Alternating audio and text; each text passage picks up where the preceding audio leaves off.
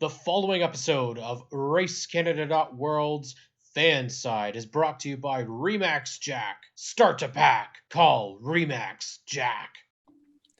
Hello, everybody. Welcome back to Fanside, RaceCanada.World, and our YouTube channel. We are so excited to welcome in the new driver of the legendary number 3 in the NASCAR Pinty series. Alberta's own Brett Taylor is on the show. Brett, welcome to Fanside. Hey guys, thanks so much for having me. So we're going to start off really quickly. You're taking over the number 3 for Jason Hathaway. First, can you believe it? And second, are there some nerves? Oh yeah, we talked about it, throughout the season last year, and it's something I didn't expect, and obviously I wanted Jason back. Jason's a fantastic teammate. He's a fantastic ambassador for our sport. It's sad to see him leave. Especially me being the one to take over his car for him, but it's an honor. So my nerves, there's some anxiety, but I think it's more, I'm just excited to get in it and get going and show you guys what we can do. That's so awesome. Excited to see it. I mean, let's before we get into Graydon's question, we'll start. I really am curious about kind of your start in racing, because you did kind of just show up in the NASCAR Pinty series. You driving that 46 with, I believe it was with Scott Steckley to start, and then you were CBRT for a bit. But at least in Ontario, we have the APC series, we have the Ontario Sportsman series. We've had IndyCar drivers come in, and so we kind of know about their backgrounds. But how did your NASCAR career start? I don't know. I feel like I'm truly a fan turned driver. I'm one of those examples. I'm not from a racing family. There's not a track within a 2-hour drive of where I am. I didn't grow up go-karting. I grew up liking cars. I grew up loving cars. I grew up loving all things with wheels on it. But I've always had that need for speed. When I was younger, I'd always drive cars like a maniac, and nobody ever got hurt. So, a lot of people I went to school with, a lot of friends would attest to the fact that I've always been a car guy. And believe it or not, and I hate to say it's kind of embarrassing, I was always an import guy, like a Honda guy. Oh, I know. I a swear word in our series. So, I used to soup up my Civic. I put different engines in it. I made Lamborghini style doors on it. I've always had that kind of drive for it, but it's never been honed down and pointed in a direction where I knew where I was going. But when I was, everybody knows that a lot of this started with me as a fan watching Days of Thunder. And, I was evident by that one, my rookie year, I ran that color. And, after watching that movie, I was really like, this is what I want to do. I'd love to be a race car driver. But, as you guys know, racing requires money. It requires, connections. Mm-hmm. I didn't have the connections. I didn't have the money. So, believe it or not, racing drove me to start a business and actually work to making my own money to fund my way through it. And I, my plan was to put myself in a racing school at 18. And instead of that, I just got kind of caught up in life in Calgary. And, I had some crazy wild cars when I was like 18, 19. I owned 2 Ferraris. I had, just wild and crazy exotic cars. So I kind of fed that urge in those different ways. And then, it wasn't until my wife, God bless her soul, was she went out and surprised me one day with a Mario Andretti racing experience in Phoenix. And, we went there and we did that. And after we left the track, I was on my phone looking for race cars to buy. I was like, okay, I need a race car. So we got home and I sold the Ferrari. I sold a couple other things I didn't need. And I went and researched and figured out where can I, if I want to be a race car driver, what do I need to do living in Alberta? And I was attached to or drawn towards the sports car side of things, just, with my, need for speed and like other kind of cars. I never thought of oval racing. So I gravitated towards a team in Mission, BC. We do sports car rentals and track support. And there's actually a pretty famous Canadian driver that runs a team out there.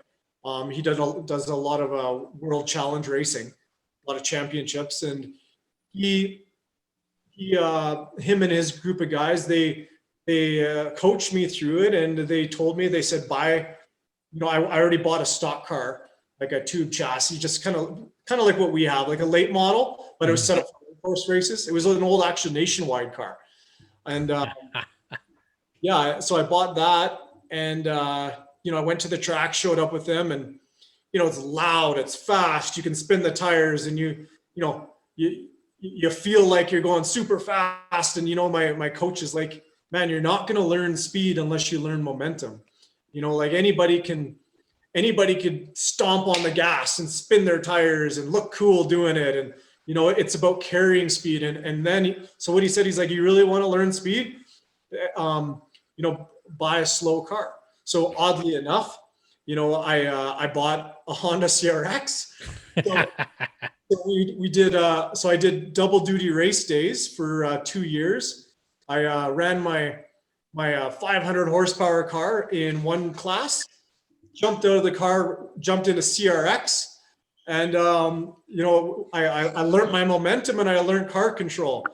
And I was just, I was winning a lot of races, and there's a lot of good competition there still too. And I'm like, I want to do more.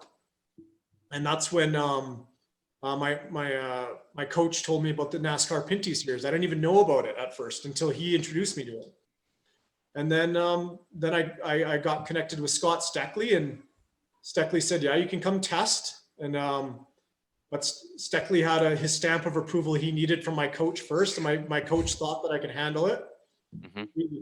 I flew down to a CTMP, and it was pretty. It was a pretty daunting experience. Yeah. Show up. I've never even been to Ontario before.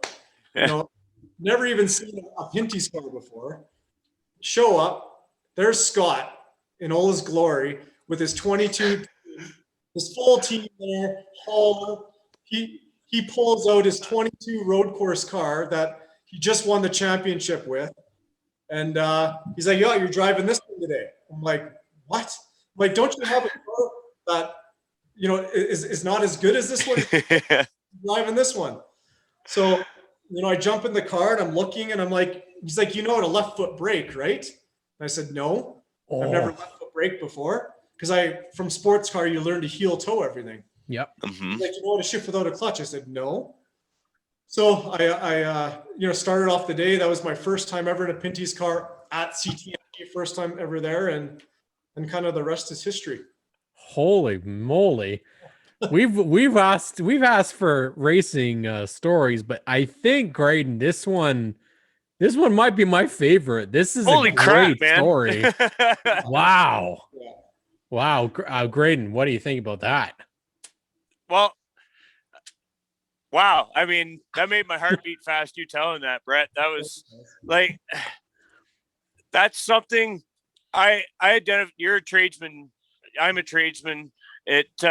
You're a relatable guy. And that's kind of where I was going with this story, actually, is how fast you picked up the disciplines. And it's not just like stock car discipline is an umbrella term, but like road course discipline, short track discipline, Jukasa is a whole animal in itself in the Pinty schedule. It's really impressive what you've accomplished in since 2016 or so. where you were making your selected starts and everything. Thanks. Is your confidence? It's got to be the highest that it's ever been coming into a season. I would say coming into 2021. Yeah. Oh yeah, yeah. Like it, obviously I'm no Kevin Lacroix or Ranger or LP or any of these big boys when it comes to, or Tagliani when it comes to road course races. But, I feel like we can hold our own. And when it comes to oval races, I think we're going to be the car to beat this year. Mm-hmm. With a coach and a mentor like Jason in my corner, now that he's out of the car, he's going to be on the side of the track watching. I have his arsenal of guys behind me, and there's no, we can't just, glaze over his crew. Like, I'm not trying to take anything away from Jason, but if it wasn't for like Jason's crew and his guys, from Jason's wife, Jamie, to his father-in-law, Ed, to, everybody on that team, like they live and breathe racing. It's crazy. Like it's insane. That whole family, and they have everything it takes. And that's what's like really cool about this. I'm like, I've always said to everybody, I'm like, I always want to be the weak link. I want to be, I don't want to ever be in a situation where it's like, I wish I had a better car, or I wish I had a better team, or find any excuses. I want the excuses to be in the mirror. I want it to be where if I need to be better, I'll go get better. If we're racing dirt, I'm going to go learn on a dirt track. So I'm not blaming anybody else. Right. So, yeah, that's well said, man. I mean, that's, I think, what any team owner would want in their driver is that you're just in the constant pursuit of being the best you can be. Yes, totally. Yeah. What Graydon touched on earlier was your quick progression, and you started your career out obviously making a couple of starts, and then you went full time with CBRT, and then you made a change through the season to go from CBRT to EHR, and it seemed like a switch, and just like that, the results. I mean, you had some great runs. Unfortunately, there was like mechanical gremlins and stuff like that kind of affected it. But then this race at Ucasa comes up, and it was the progression that I think Graydon and I, we don't really, as NASCAR Pinty's like lifelong fans, you don't really see it happen that way very often. Normally you get guys that have come in that have been dominant in other series, like Andrew Ranger and like Alex Tagliani, Kevin Lacroix. They come in and it's just like, boom. Yeah. But you went from kind of middle of the pack to all of a sudden you're chasing down Jason Hathaway at Ucasa. You caught him and you waited until the last lap to make that move, and you got the win. It's gotta feel like not just that, holy crap, this is going so fast, but you've also adapted so quickly. Is it that change? Is that the moment where things just switched for you? Yeah, well, circling back to the change in teams, there was nothing wrong with my situation or Joey or Dave White or any of those guys. They're all fantastic, and they all have amazing attributes and amazing assets, and I can't go on, I can't say enough about what those guys did for me and what Joey did for me over the years too. But I was in need of more attention as a driver. I was in need of more coaching. I felt that my ability was kind of capped out with my current situation, and not because they weren't good enough. It's because, and I'll be the first person to admit it, because I wasn't good enough as a mechanical guy, and like, I can kind of tell you where things are on the car. I know this sounds ridiculous, like a city boy kind of, thing. Like, I know how to drive, I just don't know anything about a car. But that's a lot to do with me. Like I, if the car's tight, I'm I'm still struggling what I tell you to do. So the problem was like, I was in cars and I was in good equipment, but I didn't know what to tell the team. And Joey has, historically he's always had like tons of guys at the track, or Dave White, I wasn't a primary driver for him. So it was kind of at the point where I needed to go to a place where my abilities could be expanded, because my abilities as a mechanical guide to my team wasn't there. Right. And being at EHR, I really don't need those. You know what I mean?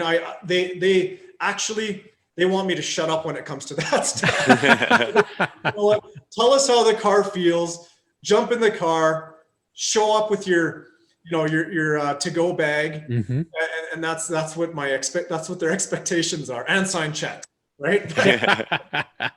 Well, it's almost like what we say, in NASCAR, in the Cup Series, we rarely get to see the underdog story happen so quickly and happen so well. So we're going to go back to 2020, where it was a little bit weird, I would assume, at the track, no fans, only 3 weekends. You're now driving the 33. And it was a little bit different of a year, the success, I would say, was still there, but the field is completely different. There's no fans, all the restrictions in place. What's it feel like knowing that 2021 could have some similarities, but also could mean fans are coming back and we've got a full schedule? Well, this is all about the fans, right? Like, it's guys like you guys that are, doing this and because you love it. And what one of our biggest motivators to getting into the track is to see you guys, to see everybody in the stands and to see them cheer and to sign autographs. And like that was that took a toll on all of us, I have to say. I'm not going to speak for everybody, but I can tell that it was missing, and we were excited for that possibility. We're also prepared that if it means, doing this for the fans means we're doing it without the fans, but we're still doing it. We're still there, providing that to everybody. And that gives us gives me some satisfaction for sure. Yeah. And we've had Joel Robinson from Fuel Media Lab on here, and he was very quick to point out that, there's a lot of eyes that watch the Pinty series. So, I'm not saying that I don't want to be at the track, because that's absolutely the most important, but there are, like, we do get to watch you guys do your thing, albeit on TV a week later, but we are definitely looking forward to seeing a more full schedule and a bit of a mixture in terms of road courses and the ovals and whatnot. So 12 races, 8 tracks, 8 ovals and 4 road courses, including a dirt track. What are you looking forward to the most? And do you, other than maybe ripping down a back road, do you have any dirt experience?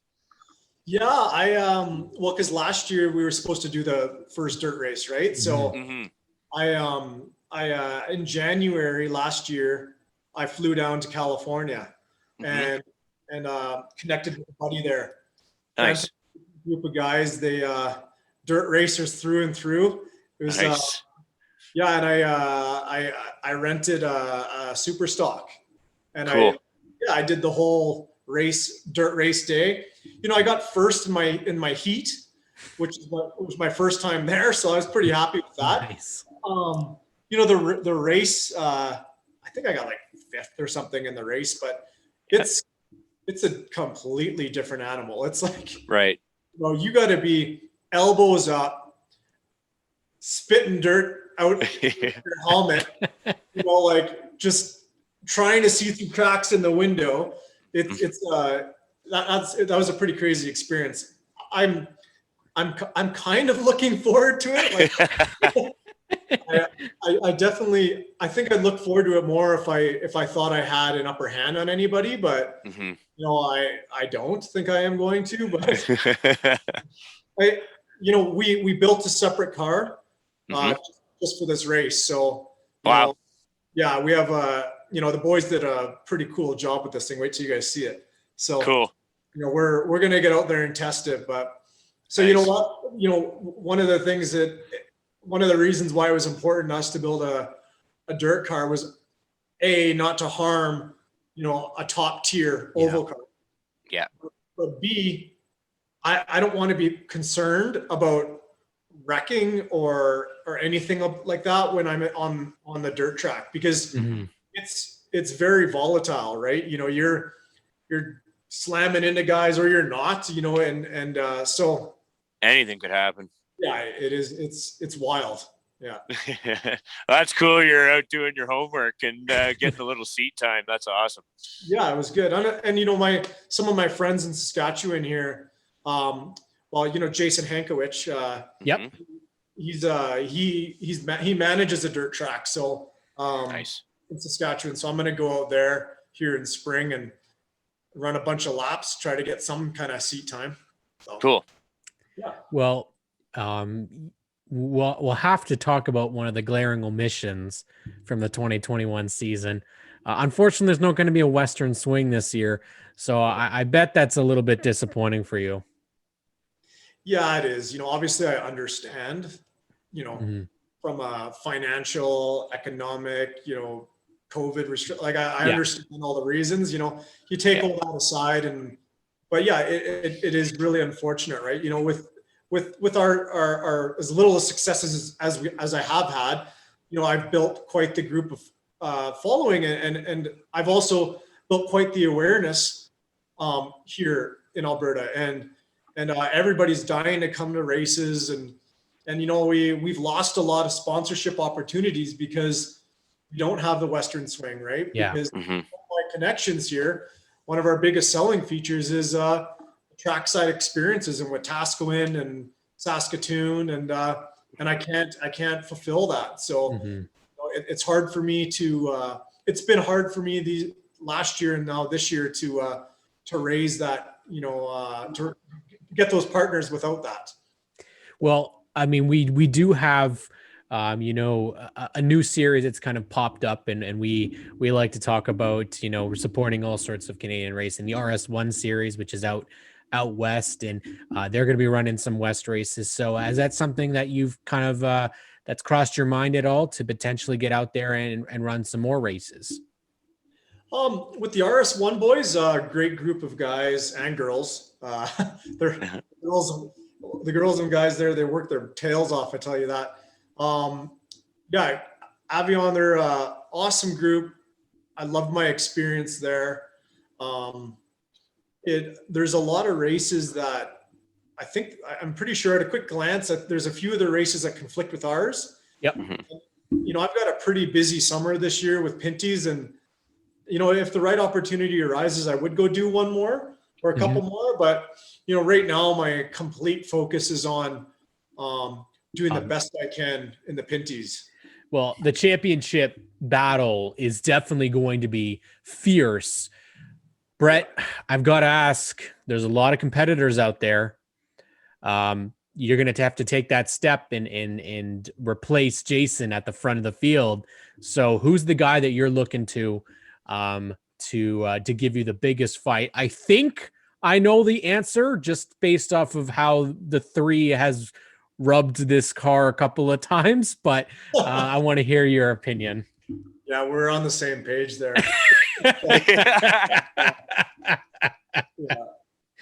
You know what?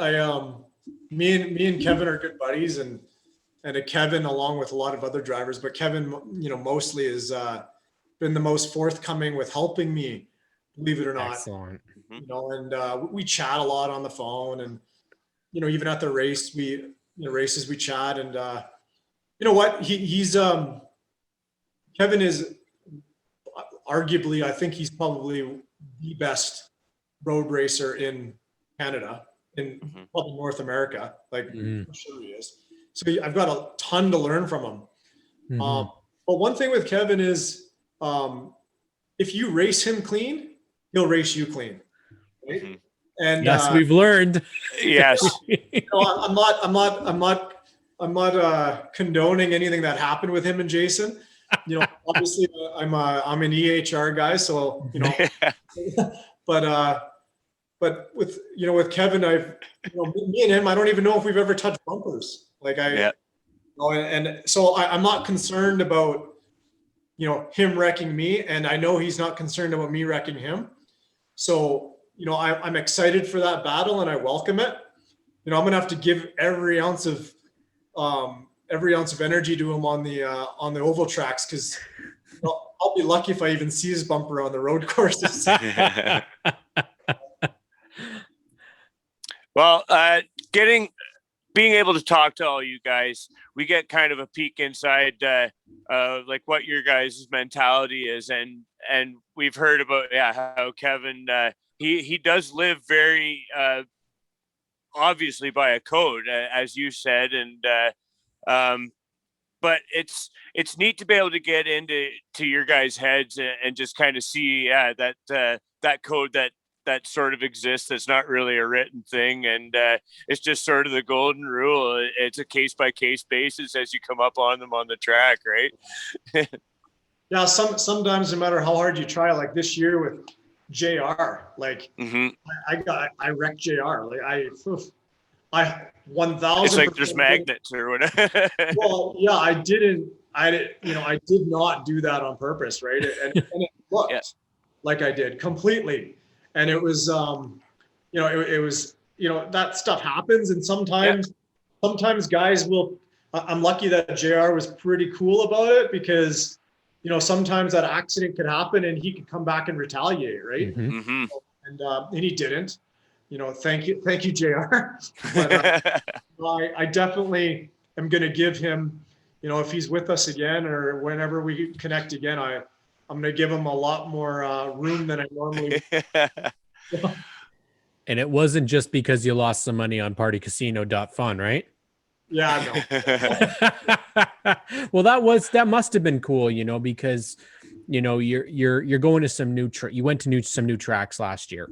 We hadn't been to Flamborough before. Sunset, I don't know, sure if you had been to Sunset when it was still on the schedule, but we're going to Icar. Oshwaken will be there, so you're getting a lot of different experiences. But let's talk about the tracks that you have been to. Which one of them presents the biggest challenge for you? Is it still CTMP, or was it another track that you went to? Yeah, the oval tracks, like I said before, I don't want to be cocky, but I think we're going to be the car to beat at the oval tracks. And the road courses, I feel like, I haven't been given a fair shot there. When I was with Steckley, his cars were really good, and that was my first time there. I wasn't as, I wasn't up. The cars were definitely better than me that first year. Right. Lots of variables. Yeah. And then with CBRT, the cars were good, but I just, I would have, track incidents or mechanical thing. Right. So, right. And that year with CBRT, there was like 30 something cars at the track too. Right. And I still think I got like a 9th place or something like that. So, it's still not too bad, but I'd have to say CTMP is something that I've circled it on my calendar as one that I'm gonna be focusing on beating the track this year. Nice. Yeah. I mean, that's you got to set realistic goals, right? I mean, you're not going to go everywhere and be a threat to win, and that's just sort of progression, right? As your career and your driving skills develop. I mean, yeah, like in the scheme of things, your career is a fairly young career, but I mean, you've progressed just so amazingly in the disciplines that I mean, you'll be you'll be up there in the road course discipline in no time, I'm sure. Yeah, thanks. I hope so. Yeah, We're going to be giving our all, that's for sure. So, I don't doubt it. We really want to thank the new driver of the number 3 for coming on, Brett Taylor, taking over the legendary number 3 for Ed Hakonson Racing. Before we wrap it up here, we have to take it back to a meeting of 2 of the greatest, to ever share the screen. And here they are, meeting for the very first time. 2 of the greatest, and they're reunited here on Fanside. What a moment it was. What a moment it is to have Brett Taylor here on Fanside with us. Brett, we want to take an opportunity for you to thank your sponsors. Obviously, you cannot release the ones that aren't announced yet, but how about the ones that have helped you in the past and going forward? yeah, I want to thank, obviously, TCB Trailers, huge supporter, Winging It Restaurants, EHR, the whole gang there. My wife, my kids supporting me, leaving them for a few days, 9 times a year. So thanks guys for having me. This has been great, Brett. As we talked about during the show, I hope that at some point we can get to the track this season and see that 3-car up there doing its thing. Yeah, sounds good. We want to thank you, Brett Taylor, for being on Fanside. Thank you all for tuning in. Fanside presented by Remax Jack. Start to pack, call Remax Jack. Thank you, Brett Taylor. All the best in 2021. Let's see the 3 back in victory lane.